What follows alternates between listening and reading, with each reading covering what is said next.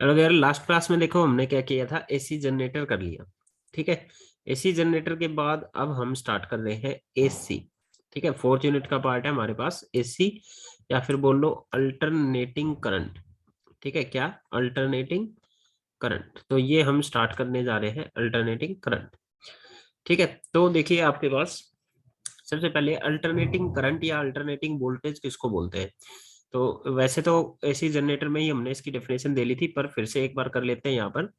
Alternating current या alternating generator जो है हमारे पास, सॉरी, अल्टरनेटिंग करंट या अल्टरनेटिंग वोल्टेज जो है हमारे पास, ये ऐसा करंट या वोल्टेज है जो टाइम के साथ, ठीक है, टाइम के साथ अपनी डायरेक्शन चेंज कर लेते हैं। ठीक है, टाइम के साथ क्या चेंज कर लेते हैं, डायरेक्शन चेंज कर लेते हैं। उसको क्या बोलते हैं, अल्टरनेटिंग करंट या अल्टरनेटिंग वोल्टेज। ठीक है, कभी कभी ऐसा होगा कि हमारे पास डायरेक्शन तो चेंज होगी ही होगी, ये तो मस्ट है।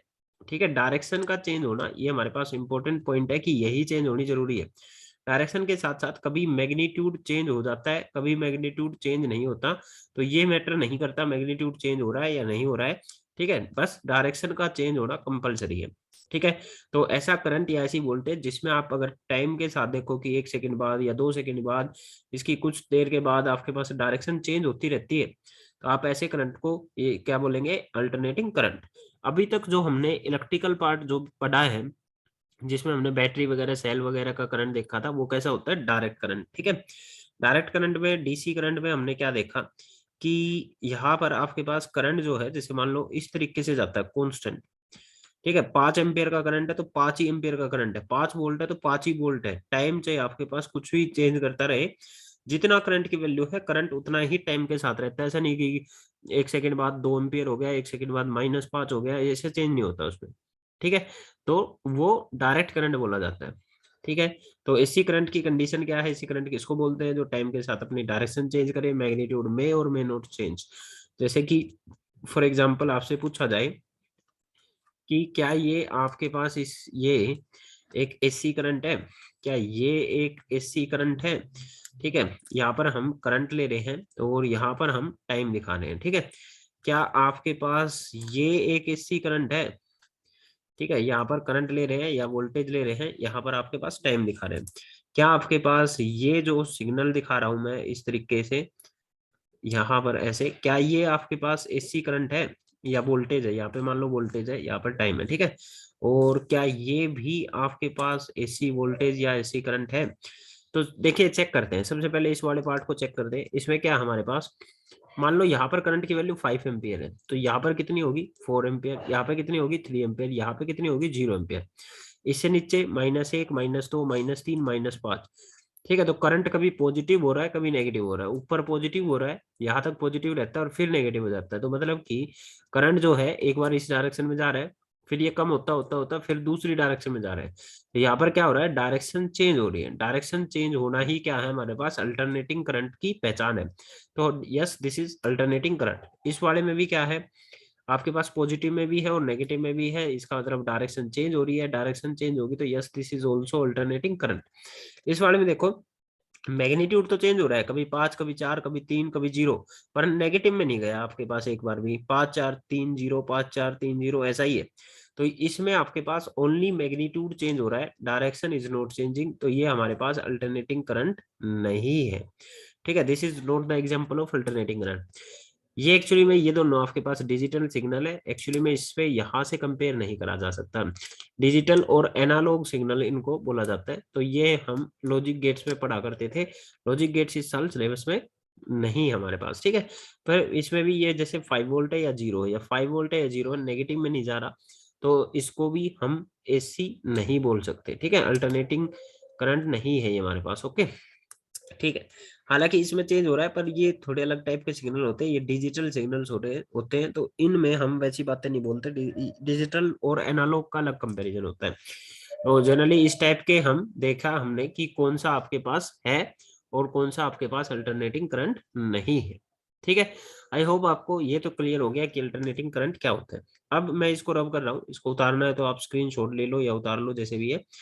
ठीक है, तो हम क्या कर रहे हैं, आपके पास आगे चल रहे हैं। ठीक है, तो आगे देखिए हमारे पास क्या है, अल्टरनेटिंग करंट की हमने इसी जनरेटर में इक्वेशंस पढ़ी थी कि इनको रिप्रेजेंट कैसे किया जाता है, रिप्रेजेंटेशन ऑफ अल्टरनेटिंग करंट। ठीक है, रिप्रेजेंटेशन। तो रिप्रेजेंटेशन में हमारे पास अगर वोल्टेज को, या वोल्टेज बोल लो या ईएमएफ बोल लो, इसको रिप्रेजेंट करना है तो इसकी इक्वेशन होती है E is equal to E note sine omega T. Capital में कर लो, स्मॉल में कर लो, तो ये हमारे पास होगी E is equal to E note sine omega T. तो कई बार इसके साथ हमारे पास प्लस में फाई नोट भी मिल सकता। तो ये मोस्ट बेसिक मैंने इक्वेशन इसकी बना दी, इससे ज्यादा और कोई आपके पास इक्वेशन नहीं होती है। ठीक है, ये अल्टरनेटिंग वोल्टेज और करंट में यहाँ पर देखिए अब क्या क्या चीजें क्या क्या रिप्रेजेंट कर दे ये समझते हैं। जो ये ई होती है इसको बोलते हैं instantaneous, instantaneous value of voltage, instantaneous value of voltage. ठीक है, या ईएमएफ, ये इंस्टेंटेनियस वैल्यू ऑफ ईएमएफ है। अब इसको कैसे डिफाइन करें, जैसे क्वेश्चन में आपसे पूछ लिया कि किसी भी टी टाइम पर आपके पास वोल्टेज की वैल्यू क्या है।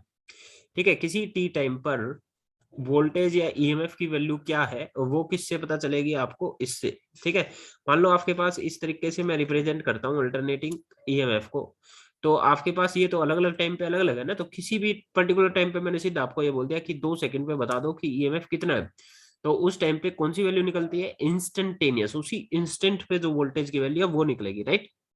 ठीक है, तो ये ई क्या है, किसी भी टी टाइम पर वोल्टेज की जो वैल्यू होगी, ईएमएफ की जो वैल्यू होगी, ये वो है। ओके, फिर आपके पास आता है ई नोट। अब ये ई नोट क्या है, इसको, इसके कई नाम है, जैसे कि इसको बोलते हैं maximum value of EMF, maximum value of EMF. ठीक है, या फिर इसको बोलते हैं peak value of EMF, peak value of EMF.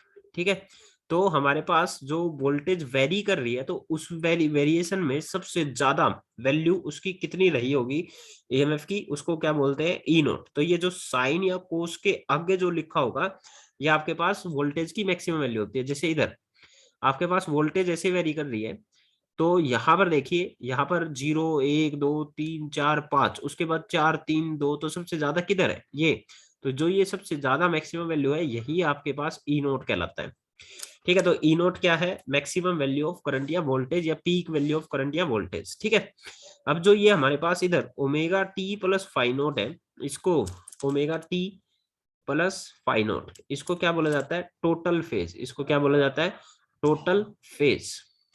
अभी फेज वेज बता देंगे कि होता क्या है।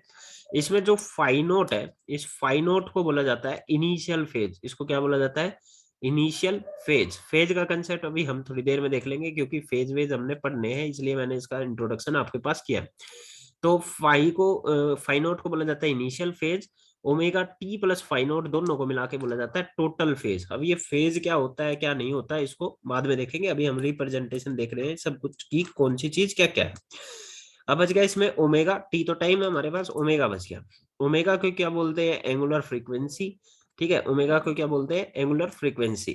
तो ये जो ओमेगा वाली टर्म है, अगर आपको याद हो तो ये हमारे पास अल्टरनेट जो एसी जनरेटर पढ़ा था हमने, उस जनरेटर में टरबाइन जो घूम रहा था या कोयल जो घूम रही थी, उसकी वेलोसिटी होती है रोटेट करने की। ठीक है, कोयल किस वेलोसिटी से रोटेट कर रही है, ये वहां से आई है ये टर्म ओमेगा। ठीक है, तो रोटेशनल मोशन में एंगुलर वेलोसिटी को भी ओमेगा बोलते हैं, या एंगुलर फ्रीक्वेंसी को ओमेगा बोलते हैं। तो ओमेगा के कई सारे फॉर्मूले होते हैं। ओमेगा बराबर होता है 2 पाई/टी। ठीक है, T is the time period. Time period क्या होता है, जो वो टरबाइन या कोयल जो रोटेट कर रही थी, वो 1 सेकंड में कितने चक्कर लगा रही है। ठीक है, या फिर 1 सेकंड में आपके पास करंट या वोल्टेज कितनी बार वेरी हो रही है। ठीक है, सॉरी, कितने, एक ऑसिलेशन पूरी करने में कितना टाइम ले रही है, उसको क्या बोलते हैं, टाइम पीरियड। ओके, इसका एक और फॉर्मूला होता है 2 पाई इंटू में फ्रीक्वेंसी। तो ये फॉर्मूले हम पहले से ही जानते हैं, 11th क्लास से हमने पढ़े होते हैं। तो ये ओमेगा के फॉर्मूले हमारे पास क्या होंगे, यूज होंगे। ठीक है, यही चीजें हमारे पास करंट के लिए भी लगती है। करंट के लिए जैसे I is equal to I naught sine omega T plus phi naught, एक बेसिक सा हमने लिख दिया। ठीक है, इसमें आई क्या होगा, अब आई होगा हमारे पास instantaneous value of current, instantaneous value of current at any time T, किसी भी टी टाइम पर। ठीक है, किसी भी टी टाइम पर जो हमारे पास करंट की वैल्यू होगी, उसको इंस्टेंटेनियस वैल्यू ऑफ करंट बोलेंगे, और ये हमारे पास इस आई से डिनोट करी जाती है। आई नोट जो साइन या कोस के आगे जो ये लिखा होगा, ये मैक्सिमम वैल्यू ऑफ करंट है। ठीक है, ये मैक्सिमम वैल्यू ऑफ करंट है, या फिर इसको पीक वैल्यू ऑफ करंट भी बोल सकते हैं। ठीक है, तो ये हमारे पास है omega T plus phi nought, वही फेज वेज सब है हमारे पास। तो ये होगी हमारे पास रिप्रेजेंटेशन। ठीक है, ये क्या हो गया हमारे पास रिप्रेजेंटेशन। अब इससे रिलेटेड हम एक दो क्वेश्चन करके देखते हैं और फिर समझते हैं कि ये क्या है हमारे पास। ठीक है, तो देखते हैं आपके पास, जैसे मान लो एक इक्वेशन दे दी हमारे पास, E इजिकल टू 100 sin 100 और टी प्लस π/4, ऐसा हमको कोई इक्वेशन दे दी। ठीक है, क्वेश्चन में पूछा गया फाइंड आपके पास peak value of voltage, find peak value of voltage या ईएमएफ, फर्स्ट पार्ट में ये बोला गया। ठीक है, सेकंड पार्ट में बोला गया कि फाइंड द फ्रीक्वेंसी। ठीक है, थर्ड पार्ट में बोला गया एंगुलर फ्रीक्वेंसी, या इसमें बोल लो यहाँ पर बोला गया कि एंगुलर फ्रीक्वेंसी हमको फाइंड आउट करनी है। ठीक है, यहाँ पर हमको बोला गया कि फ्रीक्वेंसी फाइंड आउट करनी है, और अगले पार्ट में बोला कि टाइम पीरियड फाइंड आउट करना है। ठीक है, टाइम पीरियड फाइंड आउट करना है, और आपके पास बोला गया इनिशियल फेज क्या है। इनिशियल फेज क्या है, इनिशियल फेज बोलते हैं जब टाइम 0 था तो उस टाइम पे फेज क्या है, ये फेज वेज आगे आएंगे तो फेज को वहां पे मैं डिटेल में कराऊंगा आपके पास। ठीक है, तो और आपसे कुछ भी ऐसा जैसे पूछ ले, मान लो कि कुछ ऐसा पूछ दिया कि t इजिकल टू 2 सेकेंड पर, t इजिकल टू 2 सेकेंड पर हमारे पास इंस्टेंटेनियस मतलब कि ईएमएफ की वैल्यू कितनी होगी, ऐसा पूछ लिया। t इजिकल टू 2 सेकेंड पर ईएमएफ कितना होगा ये पूछ लिया। तो देखते करते हैं इस क्वेश्चन को। तो हम क्या करते हैं कि इसको एक general equation E is equal to E note sine omega T plus five nought से कंपेयर कर लेते हैं। ठीक है, तो इससे कंपेयर करके देखिए आपके पास ये जो वैल्यू होती थी जो साइन के आगे लिखे होते हैं यही तो ई नोट मैक्सिमम वैल्यू होती है। तो फर्स्ट पार्ट में पूछा है पीक वैल्यू, तो पीक वैल्यू साइन का कोफिशिएंट होता था, तो ये तो सीधा सीधा आंसर आ गया हमारे पास 100 वोल्ट के बराबर होगी। ठीक है, इसके बाद आती है एंगुलर फ्रीक्वेंसी।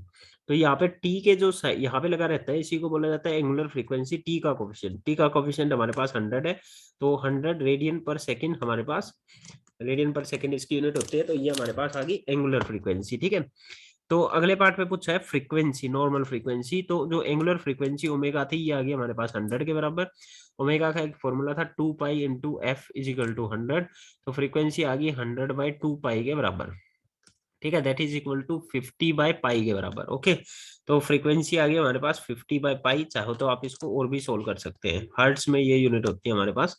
इसके बाद आता है टाइम पीरियड। टाइम पीरियड और फ्रीक्वेंसी एक दूसरे के उल्टे होते हैं, तो 1/50/पाई करूंगा तो this will be equal to पाई/50। तो टाइम पीरियड हमारे पास आ गया पाई/50 के बराबर, और ये हमारे पास है सेकंड में। ठीक है, इसके बाद आता है इनिशियल फेज। इनिशियल फेज कभी भी निकालना हो तो टाइम को 0 रख दो। ठीक है, जब टाइम 0 होगा तो टी को 0 कर दो, इस टी को 0 कर दो, तो जो ये बच जाता है इसी को फेज बोलते हैं इनिशियल। यहाँ पर आप चेक भी कर सकते हो, फाइव नोट को मैंने इनिशियल फेज बनाया था, तो ये कितना हमारे पास पाई/4 के बराबर। ठीक है, अब लास्ट क्वेश्चन हमारे पास t इजिकल टू 2 सेकेंड पर ईएमएफ पूछा है, t इजिकल टू 2 सेकेंड पे। तो देखते हैं हमारे पास E is equal to 100 sin 100t plus पाई/4, ये इक्वेशन दे रखी है। ठीक है, इसमें हम क्या करते हैं, t को क्या रख लेते हैं, t को क्या रख लेते हैं 2 सेकेंड। ओके, तो E is equal to 100 sin 100 × 2 plus का पाई/4। ठीक है, तो E इजिकल टू 100 sin, ये बन जाएगा हमारे पास 200 प्लस का पाई/4। ठीक है, तो इस तरीके से हमारे पास ये ई की वैल्यू आ जाएगी। खैर इसको तो हम सोल्व नहीं कर सकते, मैंने कुछ रैंडम क्वेश्चन दिया था, इसको अच्छे से बनाएंगे आगे जाके तो हमारे पास ये इजिली सोल्व हो जाएगा। तो मैं कुल मिला के आपको ये दिखाना चाह रहा था कि किस टर्म का क्या मतलब है हमारे पास इधर। ठीक है, कौन सी वैल्यू कैसी है। अब हम आगे बढ़ते हैं इसमें। ठीक है, आगे फेज की बात अलग से लास्ट में जाके करेंगे, अभी इसमें आगे चलते हैं। ठीक है, तो मैं इसको क्लियर कर रहा हूँ। अब आगे है हमारे पास average value of, average value of alternating current या अल्टरनेटिंग वोल्टेज। ठीक है, average value of alternating current या अल्टरनेटिंग वोल्टेज या ईएमएफ बोल लो। ठीक है, तो इनकी एवरेज वैल्यू निकालनी है हमने। ठीक है, फॉर एसी के लिए बात हो रही है। तो देखिए एसी की जो जनरल इक्वेशन है E is equal to E note sine omega T है। तो जो साइन ओमेगा टी होता है ना, एक्चुअली में उसका ग्राफ ऐसा होता है। ठीक है, जो ये ग्राफ है हमारे पास साइन ओमेगा टी का है, यहाँ पर ओमेगा टी ले लेता हूँ, यहाँ पर ई ले लेता हूँ। तो देखिए यहाँ पर हमारे पास एंगल 0 है, यहाँ पर एंगल जो ओमेगा टी है ना ये एक्चुअली में एंगल होता है। साइन का ग्राफ होता है, ये आपको याद रखना होता है। ये एंगल हमारे पास है पाई, ये कैसे बना है अभी बता दूंगा मैं। ये एंगल हमारे पास 2 पाई, ये हमारे पास है 3 पाई, ये जो बिल्कुल मिड में होता है ये होता है हमारे पास पाई बाई 2, ये होता है हमारे पास 3 पाई बाई 2, इस तरीके से चलता है। ठीक है, ये 5 पाई बाई 2 हो जाएगा ऐसे। तो ये कैसे बना है इसको बिल्कुल इजी से आप समझ सकते हैं। देखिए साइन जीरो कितना होता है, जीरो। तो देखिए ये साइन जीरो, जीरो पर कितना हो गया, जीरो। ठीक है, इस एक्सिस पर वाई एक्सिस जीरो होगा ना। ठीक है, फिर हम क्या बोलते हैं कि साइन 90, साइन 90 डिग्री कितना होता है, 1। 90 मतलब pi by 2, sine pi by 2 कितना होता है, 1। तो ये देखो पाई बाई 2 पे बिल्कुल मैक्सिमम 1 हो गया, ये 1 हो गया। ठीक है, फिर हमारे पास साइन पाई, साइन 180 डिग्री फिर से जीरो हो गया, ये हो गया जीरो। फिर हमारे पास साइन 270 डिग्री मतलब कि 3 पाई बाई 2 होता है माइनस का 1, तो ये हो गया -1, राइट। तो उस ग्राफ इस तरीके से बना। तो आपको आगे से हम यही यूज किया करेंगे। अगर हमारे पास इक्वेशन है E is equal to E note sine omega T, अगर साइन में है इक्वेशन तो अल्टरनेटिंग करंट को ऐसे दिखाया करेंगे। ठीक है, यहाँ पर अल्टरनेटिंग ईएमएफ या करंट आ जाएगा, यहाँ पे टाइम आ जाएगा, टाइम आ जाएगा या ओमेगा टी आ जाएगा। ठीक है, या कुछ भी आ सकता है। ठीक है, टाइम या ओमेगा टी। अगर आपके पास इक्वेशन है E is equal to E nought cos omega T, ये भी अल्टरनेटिंग की ही जो है, अल्टरनेटिंग करंट की ही वो होती है। पर कोस का ग्राफ आपके पास ऊपर से स्टार्ट होता है। ठीक है, क्योंकि कोस जीरो 1 होता है, तो जब ये जीरो है तो ये 1 होगा, तो उससे बना ही है। ठीक है, तो हमको याद रखना है कि कोस का ग्राफ अगर इक्वेशन कोस में है तो ये ग्राफ है, अगर साइन में है तो ये ग्राफ है। ठीक है, इसको एक बार टाइम की टर्म में भी मैं दिखा देता हूँ, एक बार उतार लो इसको। ठीक है, टाइम की टर्म में भी मैं आपको दिखा देता हूँ कि टाइम की टर्म में कैसा होगा। मैंने इस ग्राफ को आपको एंगल के टर्म में दिखाया है ऐसे। ठीक है, ये एंगल की टर्म में दिखाया है कि यहाँ पर एंगल है जीरो, यहाँ पर एंगल हमारे पास पाई, बीच में एंगल है हमारे पास पाई बाई 2, यहाँ पर हमारे पास है 3 पाई बाई 2, और ये हमारे पास है 2 पाई। साइन का पीरियड यही होता है। ठीक है, साइन थीटा का जो पीरियड होता है वो होता है 2 पाई, क्योंकि 2 पाई बाद इसकी वैल्यूज रिपीट होनी स्टार्ट हो जाती है। देखो एक बार समझो, जीरो पर जीरो। ठीक है, फिर साइन पाई बाई 2 पे होता है 1, फिर पाई पे होता है ये फिर से जीरो, फिर 3 पाई बाई 2 पे होता है -1। ठीक है, फिर ये 2 पाई पे साइन 2 पाई फिर से जीरो हो गया। इसके बाद इससे आगे 2 पाई में अगर हम इससे आगे जो पाई बाई 4 जोड़ेंगे तो 8 और 1 9, तो इससे आगे ये फिर से रिपीट होना जो चालू होता है, इसके बाद की वैल्यू रिपीट होने लगेगी 1 0 -1 0, 1 0 -1 0। तो ये 2 पाई के बाद अपने आप को रिपीट करना स्टार्ट कर देता है। तो 2 पाई इसका एक पीरियड है। ठीक है, ऐसा टाइम जिसके बाद बॉडी अपने मोशन को रिपीट करना स्टार्ट कर दे, ऑब्जेक्ट अपने मोशन को रिपीट करना स्टार्ट कर दे, उस टाइम को ही तो टाइम पीरियड बोलते हैं। ठीक है, एक ऑसिलेशन पूरी होगी इसका मतलब उसमें, तो 2 पाई तक एक ऑसिलेशन पूरी होगी, तो यहाँ तक के टाइम को पूरा का पूरा टी से डिनोट किया जाता है अगर ये ग्राफ टाइम के साथ बनाना है तो। ठीक है, तो यहाँ पर पूरा का पूरा 2 पाई में ये मोशन रिपीट होता है, तो इस टाइम पर जो टाइम होता है वो टाइम पीरियड के बराबर होता है, क्योंकि इसके बाद फिर से देखो ऊपर गया, नीचे आया, और फिर ऊपर नीचे वही चालू हो गया ना आपके पास, तो इसके बाद मोशन रिपीट होना स्टार्ट हुआ, तो यहाँ तक है टाइम पीरियड। तो ये तो बिल्कुल इसका मिड है, ये टाइम पीरियड का हाफ हो गया, ये जीरो है, टाइम पीरियड का 1/4 हो गया, और ये 3t/4 हो गया। इस तरीके से आपके पास टाइम के साथ इसका ग्राफ आप शो कर सकते हैं। ठीक है, ये ग्राफ वगैरह यूज होते हैं, इसलिए मैंने आपको बेसिक ग्राफ का बता दिया कि कैसे क्या इसमें करना है। ठीक है, अब हम उस पे आ जाते हैं दोबारा से अपने टॉपिक पे, जिसमें हम क्या करना चाह रहे थे, इसकी वो वैल्यू निकालना चाह रहे थे, कौन सी वाली, एसी करंट की वैल्यूज निकालना चाह रहे थे, एवरेज वाली। ठीक है, तो फिर से आ जाते हैं, average value of AC alternating current या अल्टरनेटिंग वोल्टेज, किसी की भी पूछ ले इनमें से। देखिए अगर आपसे पूछा जाए फुल साइकिल में, ड्यूरिंग फुल साइकिल, तो देखो एक बार समझो, बिल्कुल कोई कैलकुलेशन करने की जरूरत नहीं है। फुल साइकिल किसको बोलते हैं, फुल साइकिल मतलब एक साइकिल पूरी होगी, एक बार ऊपर गया एक बार नीचे गया, तो इसको बोलते हैं फुल साइकिल। इसके बाद तो मोशन रिपीट होना स्टार्ट हो जाता है ना, तो फुल साइकिल जो है यहाँ तक हो चुकी है। फुल साइकिल मतलब कंप्लीट साइकिल में, फुल साइकिल बोल लो, या फिर आपके पास कंप्लीट साइकिल में पूछ ले, क्या पूछ ले, कंप्लीट साइकिल में क्या पूछ ले, एवरेज वैल्यू। तो समझो एवरेज कैसे निकालते हैं, आप जनरल सी बात बताओ। एवरेज को आपने अपनी क्लासेस में एवरेज निकाली होगी, आप क्या करते हो, आप टोटल नंबर्स को जोड़ लेते हो और टोटल से भाग कर देते हो। ठीक है, मतलब आपके टोटल नंबर जो ऑब्टेन आपने क्या किए, जितने आपने नंबर ऑब्टेन किए हैं डिवाइडेड बाय टोटल मार्क्स से उसको भाग कर देते हो, गुणा में 100 कर देते हो, ऐसे परसेंटेज आ जाती है। कुछ इस टाइप का तरीका होता है ना। तो ऊपर क्या करना पड़ता है, आपको टोटल जोड़ना पड़ता है। यहाँ पर जब हम अल्टरनेटिंग करंट की वैल्यू को जोड़ना पड़ेंगे, तो देखिए पहले करंट हुआ जितना पॉजिटिव, उसके बाद करंट हो जाता है उतना ही नेगेटिव। एक साइकिल में, एक साइकिल की बात कर रहे हैं, जितना पॉजिटिव हुआ उतना ही हमारे पास नेगेटिव हो गया। तो जब ऊपर जोड़ोगे तो जितनी प्लस की वैल्यू है, -10 प्लस की वैल्यू है तो उतनी -10 की भी आएंगी। नीचे कुछ भी लिखा रहे, ऊपर ही जीरो हो गया तो ओवरऑल जीरो होना हमारे पास। तो जब भी कभी आपके पास एवरेज वैल्यू पूछ ली जाए अल्टरनेटिंग करंट या वोल्टेज की, तो आपको चेक करना सबसे पहले कि साइकिल कितनी कंप्लीट हो रही है। अगर साइकिल फुल कंप्लीट है, जैसे या तो पूरी एक साइकिल होगी, या पूरी 2 साइकिल होगी, या पूरी 3 साइकिल होगी, तो हर बार प्लस माइनस जुड़ जुड़ के जीरो हो जाएगा। तो उसमें आपके पास एवरेज वैल्यू क्या आएगी? जीरो। एवरेज वैल्यू ये कब जीरो है? फुल साइकिल के दौरान, ऐसा नहीं कि कभी भी। फुल साइकिल के दौरान अल्टरनेटिंग करंट पूछा जाए या अल्टरनेटिंग वोल्टेज पूछा जाए, उसकी एवरेज वैल्यू हमारे पास कितनी होती है? जीरो। ये आप याद रखेंगे, ठीक है। पर क्या हो, अच्छा इससे पहले एक बात और, तो क्या हम जो डीसी में वोल्ट मीटर यूज करते थे, ठीक है, डीसी वोल्ट मीटर या डीसी में जो एमीटर यूज करते थे, जो हम पढ़ के भी आए हैं, गैल्वेनोमीटर से एमीटर, गैल्वेनोमीटर से वोल्ट मीटर, क्या ये डिवाइस एसी को मेजर कर सकते हैं? ठीक है, तो ध्यान दो, जो ये डिवाइसेस है हमारे पास, ये इस एसी को मेजर नहीं कर सकते। इनका जो लॉजिक होता था वो ये होता था कि एक वायर है, वायर के क्रॉस सेक्शन एरिया से कितने चार्जेस पर सेकंड क्रॉस कर रहे हैं, ये उसको मेजर करते थे, ठीक है। ठीक है, वायर के किसी क्रॉस सेक्शन एरिया से कितने चार्जेस क्रॉस कर रहे हैं, इसका मेजर करने का काम वो होता था। अब यहाँ पर क्या होता है, एसी में आपके पास करंट एक बार पॉजिटिव, एक बार उल्टी डायरेक्शन में करंट बनता किससे? चार्जेस से। तो यहाँ पर क्या है कि इलेक्ट्रॉन्स एक बार इधर जाते हैं और फिर इलेक्ट्रॉन्स इधर आ जाते हैं। तो एक सेकंड के अंदर इलेक्ट्रॉन उधर भी चला गया और इधर भी आ गया। तो किसी भी क्रॉस सेक्शन एरिया से अगर आप नेट फ्लो देखेंगे चार्जेस का, तो चार्जेस का जो नेट फ्लो है वो है हमारे पास जीरो। अगर चार्जेस का नेट फ्लो जीरो है तो जो करंट आएगा वो हमारे पास जीरो आएगा, ठीक है। तो एसी के जो एमीटर और जो वोल्ट मीटर होते थे, वो हमारे पास, सॉरी, डीसी के जो एमीटर और वोल्ट मीटर होते थे वो हमारे पास एसी को मेजर नहीं कर सकते, ठीक है। वो एसी को मेजर क्यों नहीं कर सकते? क्योंकि एसी में जो चार्ज है आपके पास, एक बार आगे जाता है एक बार पीछे जाता है, ओसिलेट करता रहता है आगे पीछे आगे पीछे।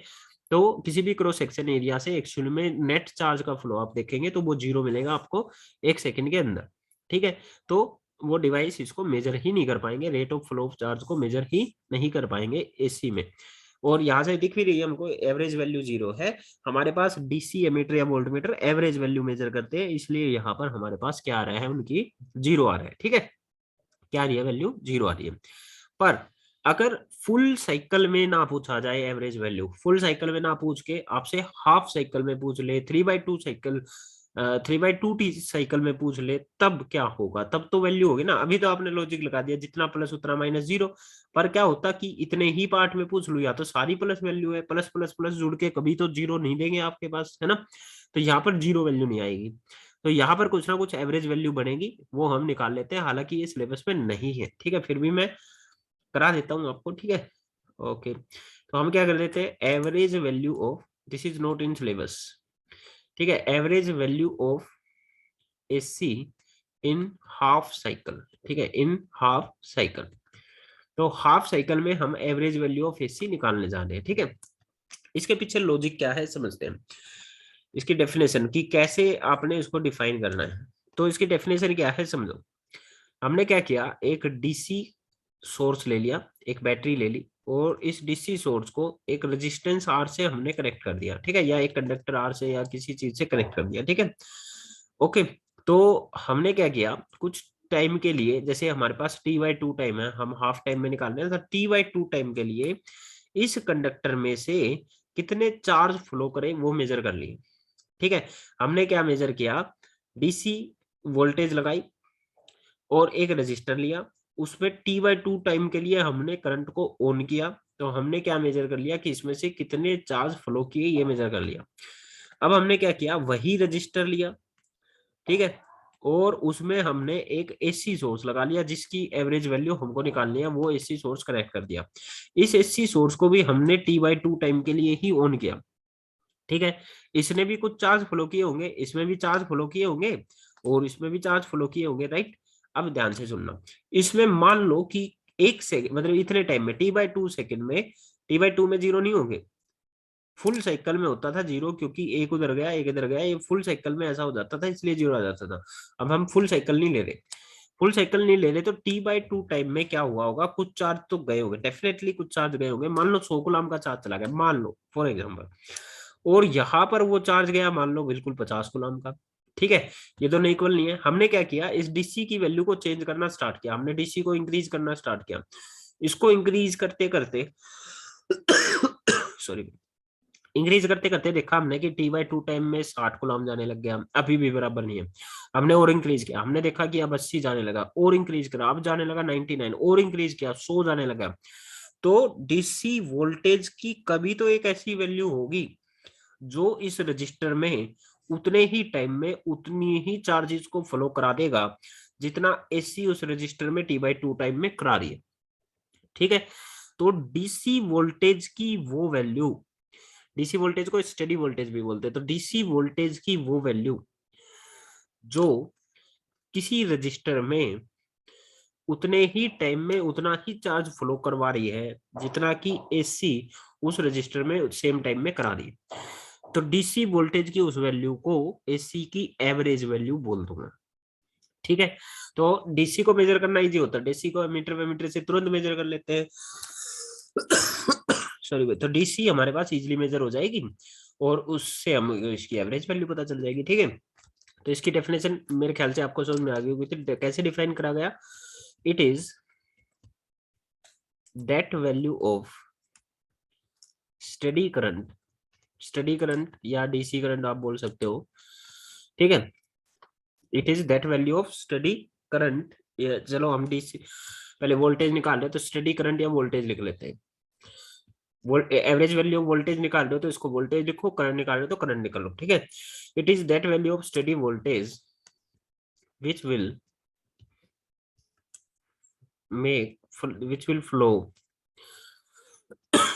the same amount of charge due to which बोल सकते हैं आप, due to which। ठीक है, that steady voltage due to which flow,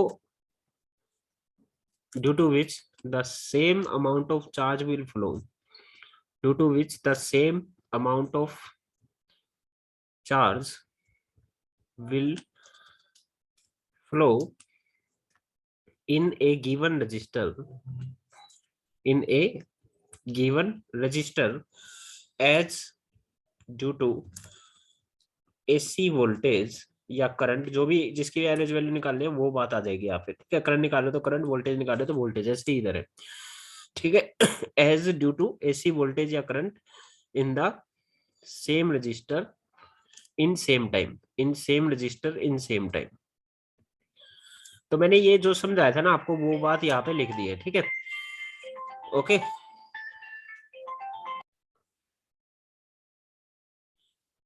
तो इस तरीके से हमने ये डिफाइन वैसे ही किया है। देखिए कैसे, मैंने क्या बोला कि देखो यहाँ पे हमने एक रजिस्टर लिया आर, उसमें t/2 टाइम के लिए, क्योंकि हाफ साइकिल के लिए हमको एवरेज वैल्यू निकालनी है, एसी करंट को दिया। ठीक है, एसी करंट को दिया तो हमने देखा कि इसमें कुछ चार्ज फ्लो किए, सपोज करो 100 गुलाम का चार्ज फ्लो किया। अब हमने क्या किया, उसी रजिस्टर से उतने ही टाइम के लिए एक डीसी सप्लाई लगा दी। हमने एक डीसी सप्लाई को ऑन करके देखा कि देखा या तो 100 गुलाम तो नहीं जा रहे, 50 गुलाम जा रहे हैं, तो इसको इसकी एवरेज नहीं बोल सकते। हमने डीसी की वोल्टेज को, करंट को, वोल्टेज को चेंज करके देखा। चेंज करते करते मैंने देखा कि कुछ वैल्यू उसकी बढ़ाते बढ़ाते बढ़ाते एक वैल्यू ऐसी आई जिसपे उसी रजिस्टर में उतने ही टाइम में उतना ही चार्ज जाने लगा जितना एसी दे रही थी। तो इस डीसी वोल्टेज की वो वैल्यू जिसको कर देने से इस रजिस्टर में उतने ही टाइम में उतना ही चार्ज जाने लग जाए जितना एसी उसमें दे रही थी उतने ही टाइम में। ठीक है, तो इस डीसी की उस वैल्यू को इसकी एवरेज वैल्यू बोला जाएगा। This is the definition. ठीक है, it is that value of steady current या steady voltage which will make the flow of charges the same as in the same register in the same time by the AC. ठीक है, AC उसी register में उतने उतने ही time में जितना charge flow करा देती है, तो डीसी की वो वैल्यू जो सेम काम यही कर देती है, तो डीसी की उस वैल्यू को इसकी एवरेज वैल्यू बोल देते हैं। ठीक है, तो अब एवरेज वैल्यू निकाल लेते हैं। ठीक है, तो कभी भी कोई भी क्वेश्चन आ जाए तो एवरेज वैल्यू जो है इसको निकालने का जो फॉर्मूला है, ठीक है, सपोज करो आपको करंट की एवरेज वैल्यू निकालनी है या वोल्टेज की, पहले वोल्टेज की निकाल लेते हैं, ईएमएफ की क्या निकालनी है, एवरेज वैल्यू निकालनी है। तो इसका फॉर्मूला होता है आपके पास integration E D T divided by integration D T. ठीक है, इंटीग्रेशन ई डी टी, इसका लॉजिक क्या है, ये फॉर्मूला कहाँ से आया समझो। ठीक है, ये फॉर्मूला आया हमारे पास एवरेज से। एवरेज क्या होता है, आप टोटल नंबर से भाग करते हो चीजों को जोड़ के, जोड़ने के लिए यूज होता है इंटीग्रेशन। ठीक है, इंटीग्रेशन किसकी एवरेज निकाल रहे हो, उसी को चीज को तो जोड़ोगे। ठीक है, जैसे बच्चों के वेट की एवरेज निकालना चाह रहे हो तो वेट को जोड़ो और टोटल वेट से भाग कर दो, ऐसे ही करते हैं ना। जैसे तो आपके पास नंबरों की एवरेज निकालनी है तो नंबरों को जोड़ो और टोटल नंबर से भाग कर दो, यही तो एवरेज का फॉर्मूला होता है। तो हमको वोल्टेज की एवरेज निकालनी है, तो वोल्टेज की एवरेज निकालने के लिए हम क्या करेंगे, इधर से एक सेकंड भाई, ठीक है।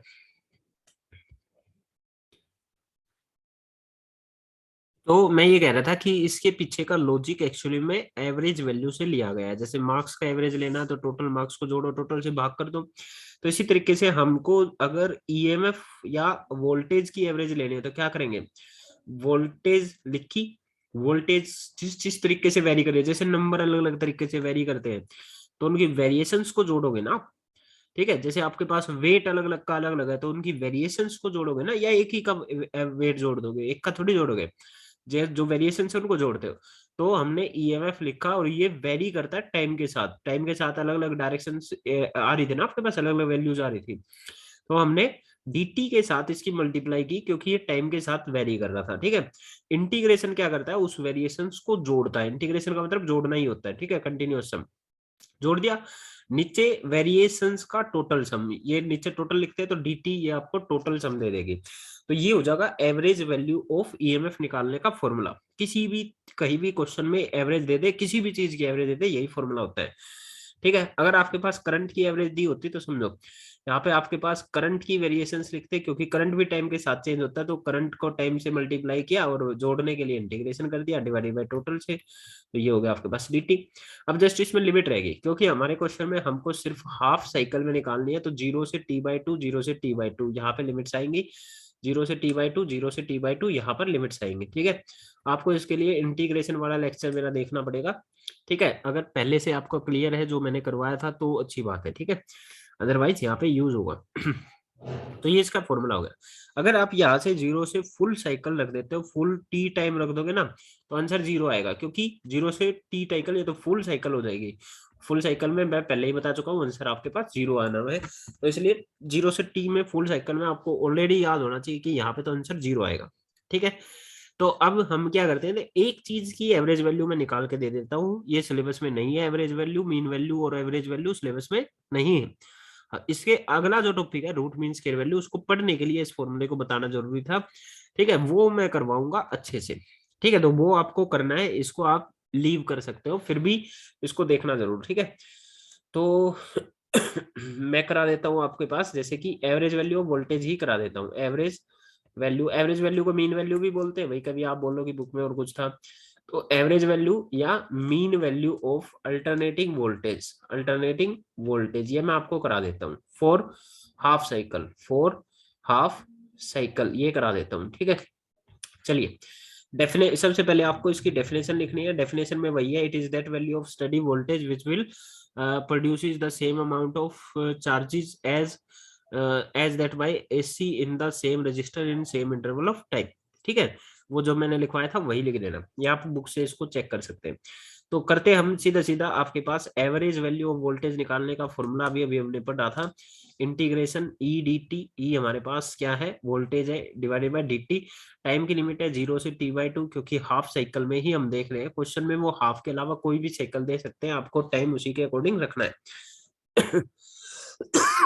ठीक है, अब हम लोग जानते हैं कि एसी में तो ई बराबर होता है E note sine omega T के, तो ये रख देते हैं।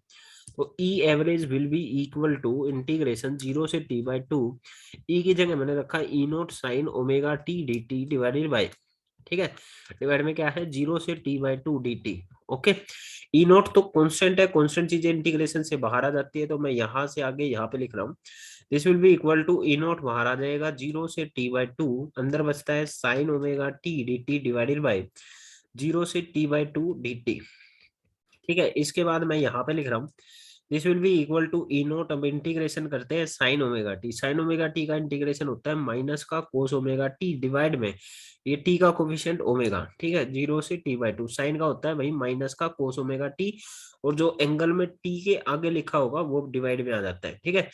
डिवाइड में आपके पास ये 1 है, 1 का इंटीग्रेशन पहले से ही जानते हैं हम, टी होता है, तो 1 का इंटीग्रेशन टी, क्योंकि ये डी और इंटीग्रेशन रेसिप्रोकल होते हैं, ये कट जाता है, और लिमिट हमारे पास 0 से t/2। आगे लिखते हैं इसमें, तो ये माइनस और ओमेगा बाहर ले लेते हैं, तो this will be equal to E note by omega, ठीक है, minus E note by omega. अंदर बचता है कोस ओमेगा टी, और लिमिट हमारे पास 0 से t/2, और नीचे हमारे पास क्या चल रहा है, यहाँ पे डायरेक्ट लिमिट रख देता हूँ, final limit minus upper limit minus lower limit, ठीक है। This will be come out to be E note by omega. Limits रखते हैं, लिमिट कैसे रखी जाती है, पहले अपर लिमिट रखते हैं, तो इस टी की जगह पहले अपर लिमिट t/2 रख देते हैं, माइनस इस टी की जगह लोअर लिमिट 0 रख देता हूँ, तो 0 रखेगा तो ये तो गुणा करके इस पूरी टर्म को 0 बना देगा, डिवाइड में हमारे पास t/2 चल रहा है, ठीक है। अब जो ये ओमेगा होता है, ओमेगा बिल्कुल स्टार्टिंग में बताया था, ओमेगा होता है हमारे पास 2π/t के बराबर, तो ओमेगा को 2π/t रख देते हैं, तो ई नोट बाय ओमेगा, इस ओमेगा को बाद में रख लूंगा, ठीक है, कोस ओमेगा को रखा 2π/t multiply by t/2 minus cos 0 होता है 1 डिवाइडेड बाय t/2 और चल रहा है, ठीक है। यहाँ से t से t कैंसिल हो गया, 2 से 2 कैंसिल हो गया, this will be equal to minus का e note by omega, cos pi होता है -1 डिवाइडेड बाय t/2, ठीक है।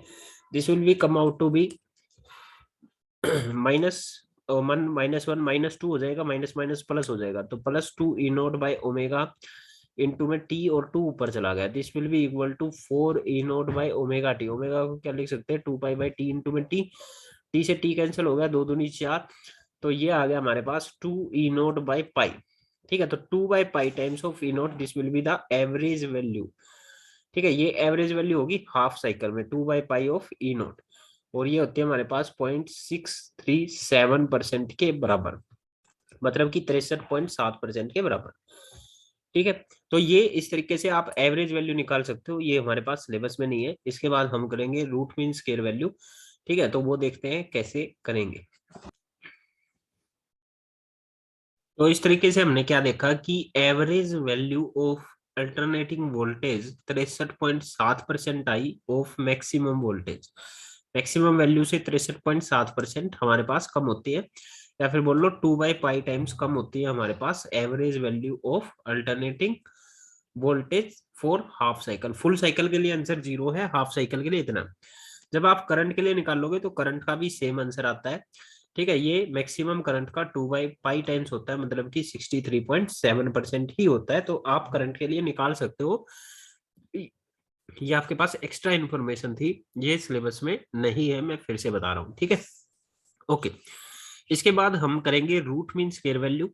ये क्या होती है और कैसे निकाली जाती है, इसको हम अगले लेक्चर में देखेंगे। रूट मीन स्क्वायर वैल्यू करने के बाद फिर हम फेजर वेजर करेंगे, तो 3-4 दिन का ही हमारे पास ये लेक्चर है, जल्दी ही कवर हो जाएगा। आई होप आपको समझ में आया होगा, ठीक है। कमेंट करके बता सकते हैं। Thank you.